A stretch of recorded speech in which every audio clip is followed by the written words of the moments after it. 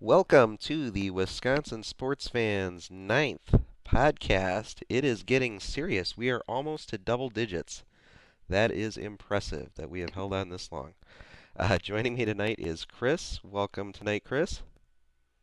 Thank you. Happy to be here. Happy New Year to you as well.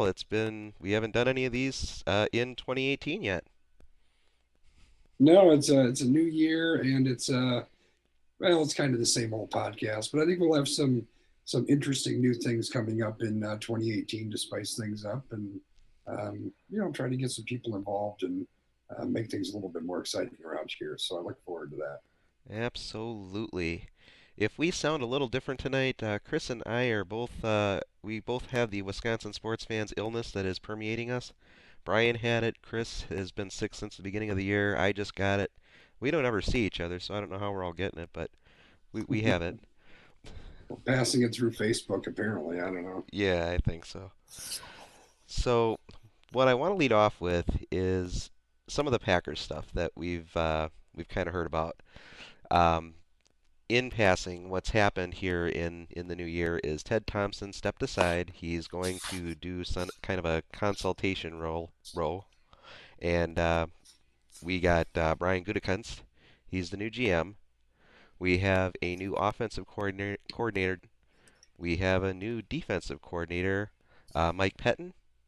We have a shift in the front office structure where people like Mike McCarthy, Gutekunst, Russ Ball are all reporting to Mark Murphy. And all I can say is, holy shit. This is about as many changes as the Browns did. And they went 0-16. What can we make sense of this, Chris? I think we were all kind of waiting for stuff to hit the fan, so to speak. It's a lot of stuff, that's for sure. And I think, I mean, pretty much McCarthy's the only one that's still hanging on for the Right. most part. And I think the reason for that is because, let's be honest, I mean, the team, what was it? We went to the playoffs 8 straight years, 10 straight years, whatever it was. So I think that Murphy wanted to keep a little bit of consistency there. But yeah, sure did blow some stuff up, that's for sure. Yeah, my goodness. I think the GM job, I think we all pretty much are in agreement. We didn't want to see too much more of Ted Thompson. I I've written articles about Thompson on our site. They've I give him credit. He built a Super Bowl winner. We did win a Super Bowl under Ted Thompson. But I don't feel he used all the tools that are that a GM has to build a team, and the team in recent years has suffered because of that. Because when you don't hit on the draft, if you're draft and development solely, well, you're going to fail eventually. Now, Aaron Rodgers on the team, he does hide a lot of that ugliness, but when he's not playing, as had so happened this year, all that stuff came to light. Yeah, I think you really hit the nail on the head, right? So the first thing is Rodgers is going to cover up a lot of those holes, even the holes on defense. He has nothing to do with defense, but when you're out to a 21-point lead, all of a sudden your defense can take some gambles that normally they can't do, right? That running game for the opponent slowly starts to disappear, and now all of a sudden your defense, which maybe isn't so good, starts to look a whole lot better just because of what Aaron Rodgers and that offense is able to do. So losing him this year, I think it really shined a light on some of the gaps and some of the holes and the quality of this roster, which has just kind of gone down the tank lately. I also agree with you that Thompson, he was really a draft and develop guy. That's really where everything was at. And every now and then he might make a dip into free agency. I think Charles Woodson is the one big one that everybody would look at. But outside of that, even signing our own guys. I mean, if you look at this year, one of the biggest holes on that defense is we had absolutely nobody that could rush the passer. And we let Julius Peppers go, and he got what, like 11 sacks with Carolina Right. or something. So it's just really bad decisions that have been going on, and a lot of stuff that I've been reading as I've been looking up. And I have no idea how to pronounce these guys' names, but the new GM, there's a lot of talk that Ball, who was kind of in the running, might have been doing a lot of the decisions last year, not resigning Julius Peppers, so on and so forth. So I think that worked to his detriment as well. As far as that as far as Thompson stepping aside, I think that was probably maybe the number two person that Packer fans wanted out of the organization. Number one would have been Dom Capers. Uh, the defense the last few years, it's been no joke. I think the Packers through the last few years have won in spite of the defense. I know Matt would argue against that, but um, even if we think about that Dallas game in the playoffs last year, it's only because we had the ball at the end of the game that we won that game. Um, as far as far, I want to read this one quote though to you, Chris, and get your reaction from it. This is something that Bill Michaels actually posted on his Twitter. It's called End Zone Blog, and I'm going to read just a couple of things out of it. It says, longtime defensive coordinator Dom Capers was let go and eventually replaced by Mike Patton. That's a huge step back in terms of experience, and it's hard to believe the Packers think this is the right course of action to improve their team. A little bit further down, it says, Philbin posted a 24 and 28 record during his time as a head coach, while Patton compiled a 10 and 22 record as a head coach of the Browns. Capers alone had 48 wins as a head coach plus a playoff victory. So that tells you right there these two guys can't replace the departure of one of the greatest defensive minds this league has ever seen. I'm trying not to giggle. Who the hell is this guy? This is something called endzoneblog.com. So I'm normally not somebody who really goes into recreational drugs, but whatever this guy's on, I need to get me some of that because holy cow. I mean, where do you even begin? I mean, first of all, he's delusional, right? Because greatest defensive mind. I don't know what the hell he's talking about. Second of all, who gives a damn what these guys' record is as a head coach? It has nothing to do with what you're going to do as a coordinator. Exactly. What the hell is this guy on? That's But for Dom sure. is gone. We have Mike Patton. Um, as far as what I've seen of him, I know his defenses have done well over the years. He has mainly been a Rex Ryan disciple. Rex Ryan speaks the world of him. I know he has also been a consultant out in Seattle last year. That defense is usually good. So I'm kind of excited to see what he brings to the team. How about you? You know, I didn't know anything about him, and I really kind of took it upon myself. I think it was last night when I started sending all that stuff to the group to really read up on him and check out some articles and to kind of look at his record as a defensive guy. And a lot of the stuff that he did looks really, really well. Now, keep in mind that a lot of his defensive coordinator time was under Rex Ryan, who was a really great defensive mind, too. But even when he went to Buffalo, that defense played really well there as well.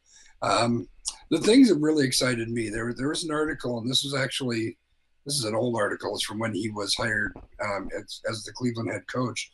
That really broke down his philosophy and his approach at running a defense. And um, everything I read about that just got me jacked up excited. Um, it sounds to me like he's got a scheme that can definitely help. You know, if you've got a superstar player, it's definitely going to help. But if you have a team that doesn't have that superstar player, let's be honest, this defense does not have that. You can mitigate a lot of that. Jim Leonard, who's a defensive coordinator at Wisconsin, who's done a hell of a job and followed this guy around from team to team to team to team, speaks the world of him. And the two words he used to describe him was creativity and flexibility, which I think is what this defense needs. You know, if you can't put this defense up 11 on 11 and expect to win a lot of battles because they're just not that good. The players aren't that good. So you have to shake stuff up. You have to make things interesting. You have to confuse the quarterback. And that's really what this defense is going to be built on. And even the way that they talked about the coaching staff and the way that they hold accountability and the way that they make it easy for players to understand the playbook. They even talked about a buddy system where if one player isn't getting the playbook and they don't understand it, they partner them up with somebody else, and that other person actually they have to take account of that. So if the player who doesn't understand the playbook is making bad plays, that's a negative mark on the other player. So that accountability helps, fuel the improvements on the defense as well. I could go on and on with what I read. It really did blow my mind. I don't expect that they're going to be a top 10 defense this year, but I truly think they're going to be a much better defense than what they were last year. And I'm really, really excited to see where he takes this defense. We're certainly going to see if it was Capers or whether it's the bear coverage on the defense. I think it's a little bit of both. It's hard to win when Matthews and Perry aren't on the field. That's your only pass rush on the team, basically. And those two guys just can't stay on the field, whether it's Perry hurting his arm or his thumb or his wrist or whatever, Matthews and his hamstrings. I just hope this next year those two guys can stay on the field, or perhaps maybe just find another pass rusher. It that's really what they need. I think in the secondary they're going to be okay, but I think if the pass rush is better, the secondary is definitely going to be better. Yeah, I agree. I think there's some talent on the in the secondary. I mean, it's raw, but there's some guys back there that I really like what I see with what is it, King and Randall and these guys. I like what I'm seeing from these guys, but again, when there's zero pass rush, you're expecting these guys to hold coverage for 6, 7, 8, 9 seconds, and you're just not going to be able to do that against an NFL caliber wide receiver. So I agree with you. You get a little bit of a push from the inside of the defensive line, but not much. It really has to come from the outside, and that's going to be Perry and Matthews, who I don't know. I think Matthews' best days are behind him. I don't know if he's going to ever be that electric pass rusher again. Maybe he can be if they shake stuff up, but I definitely agree. We gotta find some kind of pass rush. We got to find something. Maybe if he cuts his hair, maybe that's what's Don't. holding him back. It could be. You never know. He hasn't tried it yet, so. That's true. That is true. I want to touch on the power structure in 1265. It's kind of gone from Ted running everything on the football side to now Mark Murphy having people report to him, including the GM, including Russ Ball, including Mike McCarthy. I guess the biggest surprise out of that is McCarthy. Why does he need to report to Mark Murphy? But I guess we keep hearing about these silos that have been put up and there's no communication happening. And this is a way that Mark Murphy can hear from all sides on what's going on in the football area. I just think it's strange that the GM won't have the ability to fire Mike McCarthy. Yeah, it's kind of weird. I've thought about this a little bit, and I kind of go back and forth, right? So part of me is, take it kind of at face value that Murphy wants to get a little bit more involved, that he wants to make sure that everybody is talking. Maybe he feels that he was too hands off and just let Ted do whatever the heck he wanted. And maybe that's where, this team started to kind of dip down a little bit. And maybe that's part of what this is. Um, then the flip side, I'm wondering if maybe this is a way for him to just kind of hold accountability to McCarthy as well. It takes the burden of what's going to happen to this coach out of the GM.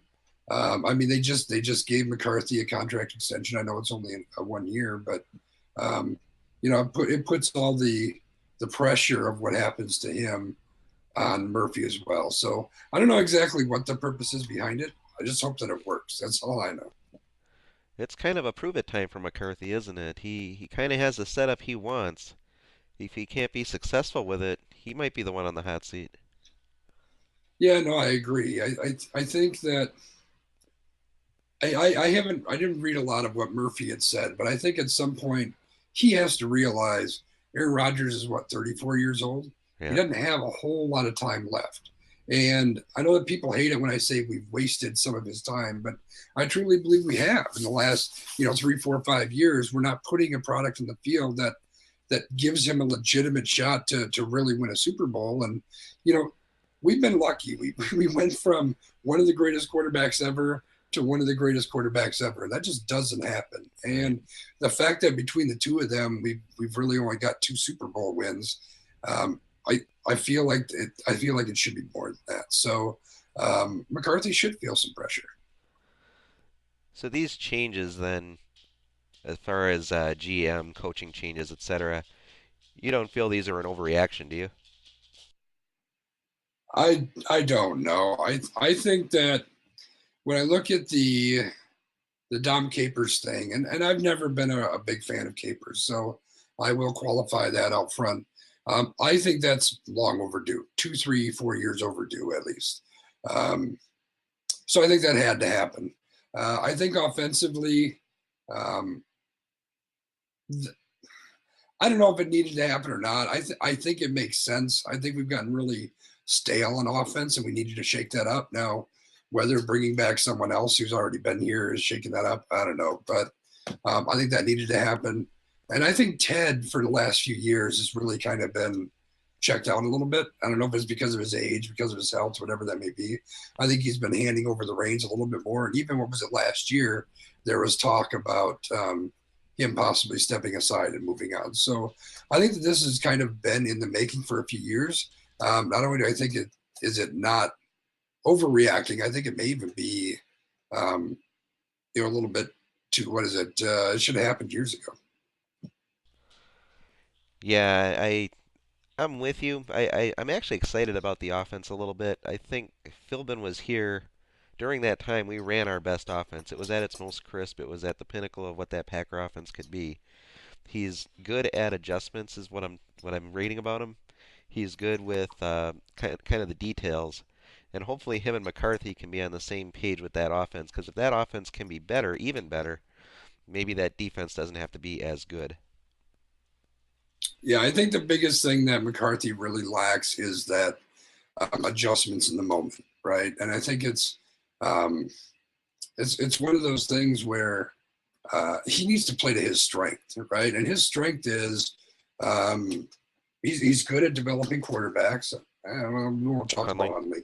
Hunley, but he's good. He's good at that, and he's good at building an overall game plan, right? Because that team will come out and they will be firing on all cylinders and they'll look good. But whenever you have to throw that curveball and you have to make that decision in the moment, it's just not what his strength is, and that's not to denigrate him as a human being. Doesn't mean he's not a man. Just it's just not what he's great at.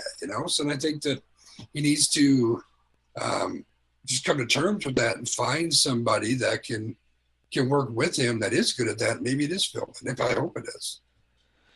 I hope so too. I think it is. I really don't worry as much about the offense as I do the defense. Maybe I should. I know the receivers are going to get into some type of contract issues pretty soon. Adams just got his extension. Nelson is kind of nearing the end of his contract. To stay, he's going to have to renegotiate and at a much lower price. Cobb possibly too. So we may be seeing the end of the receiving rotation as we know it. But then again, there's really not a lot behind them that suggests somebody would move ahead of them. Yeah, I think there's going to be almost guaranteed there's going to be changes, right? Because right now we've got three receivers that we're pretty much paying like number one receivers. Um, Only one, maybe two are playing that way. So I think it's if I had my druthers, I think Randall Cobb would be moving on. Jordy Nelson would be taking a pay cut. Ty Montgomery would be sliding out, maybe playing in the slot out there. Because we got the two running backs, we don't need him to be a running back anymore anyway. I think that's kind of what I see going on. But yeah, something's got to happen. There's no way we're paying all three of those guys that money.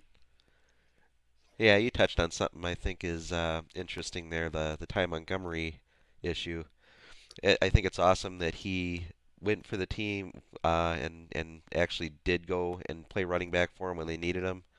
But like you say, they have two bona fide running backs now. You don't really need him to play running back. In fact, if anything, probably need him more on as a receiver at this point. So maybe they put him on a different conditioning program to get rid of the running back body and put him back into a receiver body. Yeah, I think that's where he's going to be most beneficial to this team. Well, as far as the Packers go, we found out some of the scheduling now. They will not be going to London this year. There's still a chance they could go to Mexico City this year. That leaves them as one of three teams now that has not been to London. They're gonna go at some point. Whether they go kicking and screaming or whether they go willingly. But the next best bet is next year, possibly against the Chargers. I think is what I heard. Um, I know they don't want to go mainly because they don't want to give up a home game and the money that is assorted with that. Um, as far as London in general goes, I guess, I mean, nobody wants to play there. I mean, would you want to play there? I don't know that I would. I've never been to London though, so that might be kind of cool. But Yeah, I don't know. I think the biggest question is this going to be a normal thing? I think the NFL wants it to become even more regular than it is now. So, it's going to happen, and it's probably going to happen even more than that. And not really Packer news so much, but what did you think about the deal that Gruden got out in Los Angeles or Oakland I before before almost they Las leave Vegas. before they Yeah, leave to Vegas? Yeah. I will say that when I was out in Vegas back in November, I think I had like 74 people tell me, "Look, that's where the new stadium's going to be." Okay, great, you're excited about it. I get it. Um, I didn't read what he got in the end. I'll have to look it up, but I know they were talking 10 years, 100 million. Is that what Yep. he ended up That's getting? that's the contract. Yep. Did they end up giving him part of the team? I know they were talking about that Team too. ownership. You know what? Let me look at that real quick because that I heard about that, but I didn't know if that ended up being part of the deal. Be interested. The funny thing is he came out in the press conference and said he was excited to be part of the Oakland team. He was excited to see that black hole and celebrate the Raiders for the next 2 years. Didn't mention anything about Vegas or thereafter. Gruden.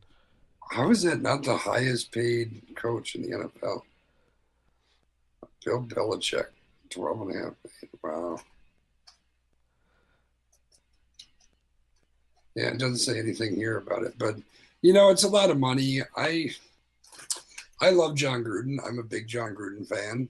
So is he worth the 10 million a year? Probably is. Is he worth it over 10 years? I don't know if I'd want to give a 10-year deal to a coach. Um, but you figure that they probably had to way overpay to get him to come out of the booth anyway.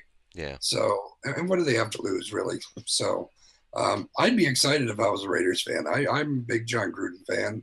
I think he's one of the smartest football guys out there. Whether they're going to turn around and do something, I don't know, but it's a heck of a deal, that's for sure. It's very interesting that that they even tried to lure him out, but B, that they were able to do that. Yeah, he's already, I guess, issued a challenge to David Carr. He said he's going to make him perform better. And it's interesting they slid back this year. But enough about the Raiders. They sucked. So did we. But uh, do you? I guess before we transition, I gotta touch one more thing about Packers. Do you see them getting back to the playoffs next year? If Aaron Rodgers is healthy, they'll always be in the playoffs. I mean, they would really have to, even with the defense as bad as it was this year, if Rodgers is playing, they win enough games to get into the playoffs. So if he's healthy, then yes, they'll be in the playoffs. I think the better question is, are they legitimate Super Bowl contenders? And I think at this point we don't know that. Depends on the off Um, season. yeah, it really depends on what we add, what we draft, and what this new coaching staff can do. Um, I'm hopeful though. I think that again, if Rodgers is healthy with the skill players that we've got on offense, with those running backs that really came into their own, that gives Rodgers a running game that he hasn't had in a long, long time, if ever. Um, I think that makes them one of the stronger teams in the NFC, defense aside. So yeah, I think they're a playoff team, and I think that they're arguably one of the top few teams in the NFC. Yeah, I guess that was the one thing that excited me coming out of Gutekunst's press conference, introducing him as GM. He said they'd leave no stone unturned. He said they would definitely always be in position to make offers when free agents were available, which kind of seemed like a slap at Ted Thompson, but um, I think they will be more active at least in free agency, and not that they'll break the bank on it, but I think they're going to at least pay attention to it and potentially get some players out of free agency as opposed to relying on rookies to step up when people get injured. Yeah, and one of the things that he said that I thought was maybe even a bigger slap towards Ted Thompson is every single player has to earn their position. Nobody just sits there and is given a position, and they're always going to be reevaluating. And so there's a couple players that come to mind. Clay Matthews is probably one of them, who are players that may be getting by more on name recognition than how good they're actually playing right now. Or maybe they're just getting by on the fact that Ted drafted them, so of course that's got to be our starter. And so I thought that was an interesting approach too. I think it's an approach that could piss some players off, but I mean, I think you have to look at it that way, right? You always have to wonder who is the person at this point in time that's going to help us win, right? We just talked about Bill Belichick. I mean, New England is always winning, and if you look at some of the things they do with it, their skill positions is a big one. Whoever it is that can help them, I mean, he even breaks it down to the play, right? This specific play, who is the person that's going to help us the most? I don't care who it is. That's who's going to be in there, and that's who's going to play. And I think that the Packers have gotten really kind of ho hum about just let's just run our guys out and do our thing. So the fact that he's taking the approach that everybody has to be ready, everybody has to be fighting, everybody has to be proving that you're the guy that's going to be in the best position to help us win. I think that's a good thing. Yeah, as much as I hate the Patriots and I hate Belichick, damn, they're good. They do it right year after year.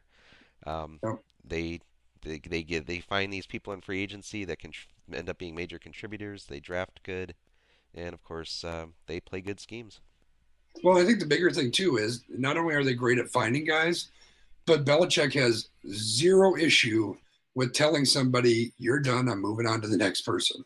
You know, if Tom Brady was all of a sudden not playing like Tom Brady, Bill Belichick would have no issue saying, "Dude, you're going to sit down because somebody else is playing." You know, and I think that's part of the problem is that you can run into as a coaching staff is sometimes it can be hard to tell that guy, "Hey, you're going to be sitting down. Somebody else is going to play in." And I think that the fact that he's done that for so long, players expect that now at that point. But in Green Bay, it may be a little bit of a different approach. So it'll be interesting to see how that happens. Right, right. Let me transition over to the Milwaukee Bucks for a little bit. It's been a year of up and down for them, really. They've played well at times. They've got a winning record so far. They've also lost some games they should have won. They'll play down to the competition. They played a really ugly game against Indiana the other night, where they didn't even seem to want to compete. Jason Kidd, through it all, uh, one of his most popular excuses is that they are young and they will have up and down games because of that. I guess my response to that is the Bucks aren't all that young. Um, Giannis is maybe your youngest, but again, he's been in the league a few years now, so I wouldn't use young as an excuse for him. Your other players are Middleton, you've got Bledsoe, you've got Henson. None of those players would you describe as young anymore. So Jason Kidd has to use a different excuse at this point.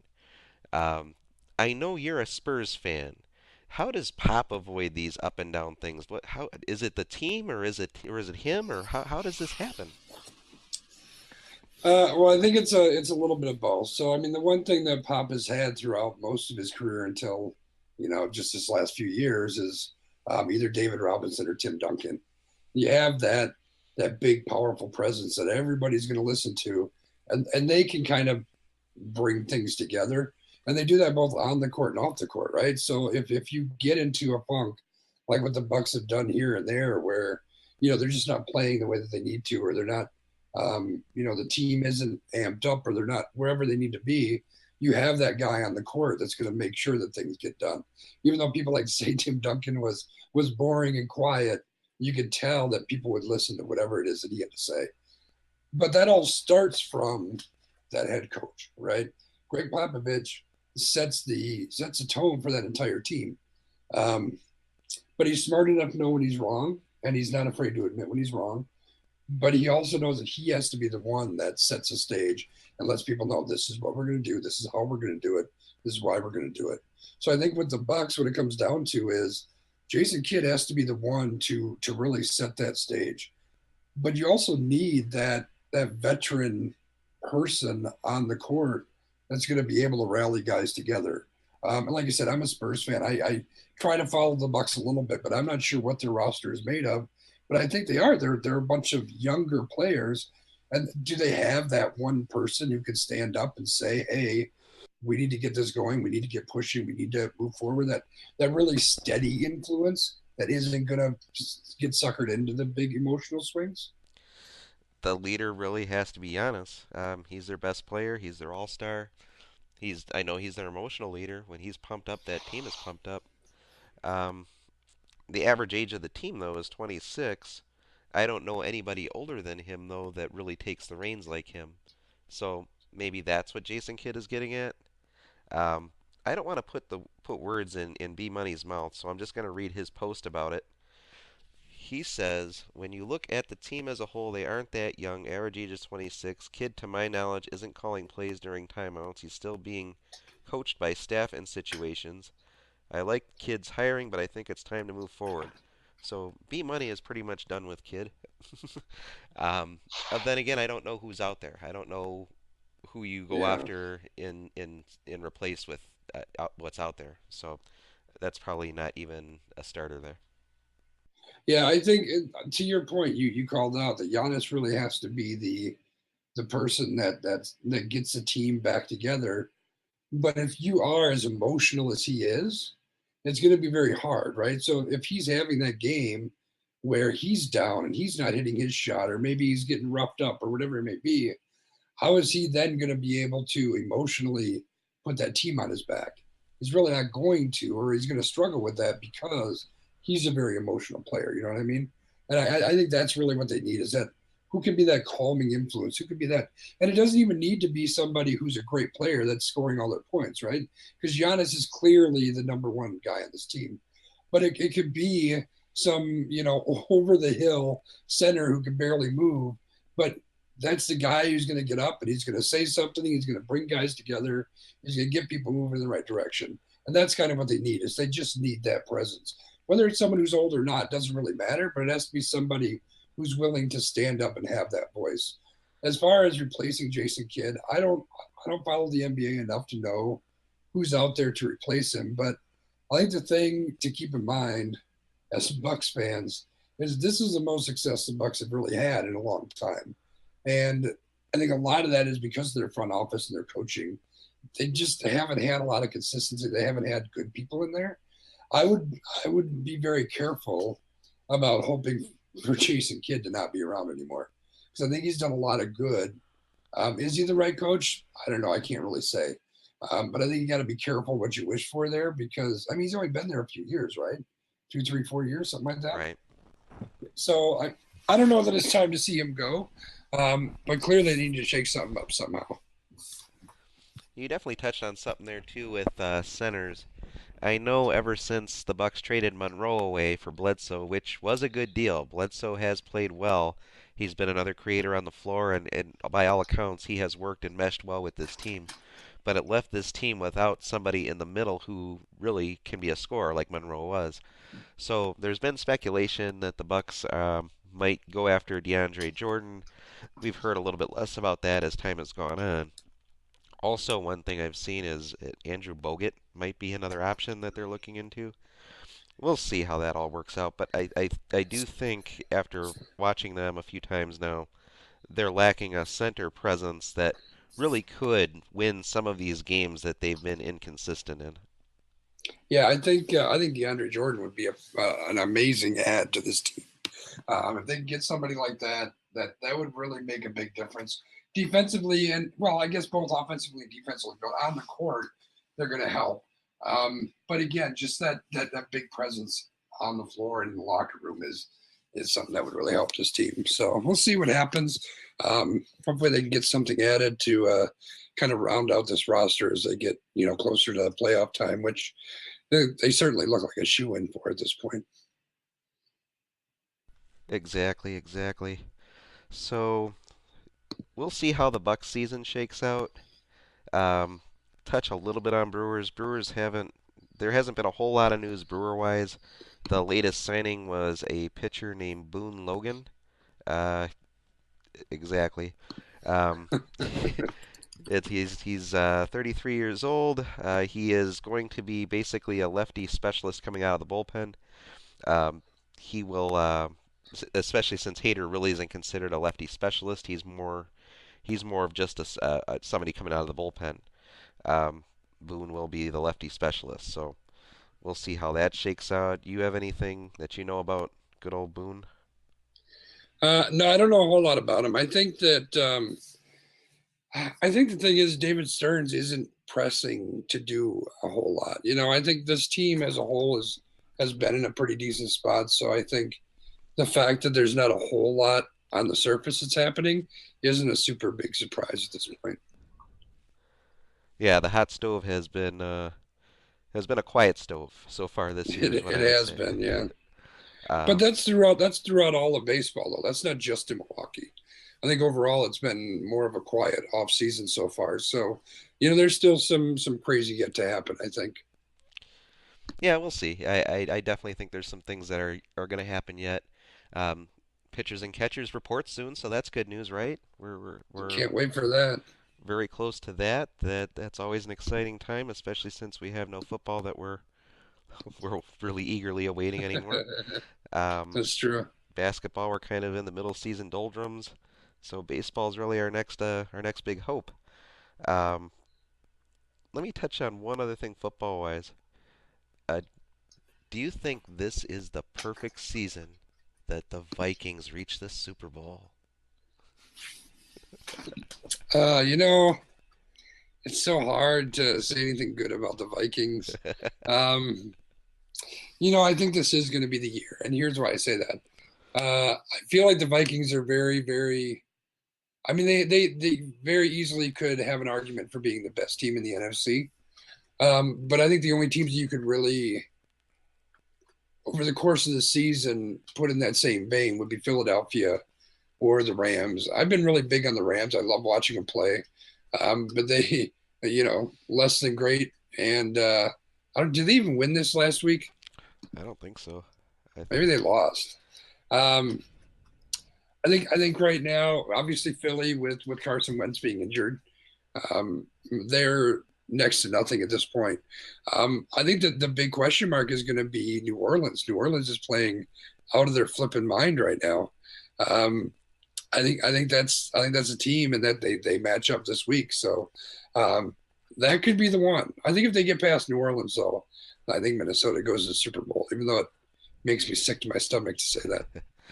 yeah, the Rams went home. Atlanta put them That's out once right. again. Yeah, it's a Um, shame. I was big on the Rams. I thought that they could run the table, but they could not, and they good could old not. Atlanta once again. I definitely think Breeze could go up to that dome and win. The good news for Breeze and that dome team is they are going to a dome, so that that that is helpful. They're not going out in the cold to play. Yeah, I don't know. New Orleans has looked really, really good. That running back tandem they have down there has been ridiculously good all year long. Um, I think Minnesota's going to have a hell of a game. They're really going to have a tough game. If I had to put money on it, I don't know that I can bet against New Orleans, but yeah, I think that's the one that's going to determine who goes to the Super Bowl in the NFC. Okay, well, one last thing I did want to touch on. That is going to be for Brian, and what I can say is the Milwaukee Wave is now 12 and 0. And Brian's going to be kicking himself that he's not here to talk about this now. Right, I'm sure he would love to boast about it. They really are Milwaukee's overlooked team. They win championships. They have good records all the time, and they are constantly ignored. Maybe what we need to do is we need to have a Milwaukee Wave podcast where Brian can explain to us the glories of indoor soccer and why the Milwaukee Wave is a team that everybody should get excited about and go see. I think he could. He could do that. He could get people excited about this. He probably could. That's kind of his jam. Well, I think we're going to call it a podcast tonight. Like I said, not a whole lot of Brewer news. We've touched a lot on the Packer news and a bit on the Bucks news. What I can definitely say also is thank you for listening to us. Definitely follow us on our Twitter site. You can definitely like us on our Facebook site and go to our website, wisportsfans.com. You can see our podcast there as well as our articles. Thank you for joining me tonight, Chris. You have yourself a good evening. Thank you, you too.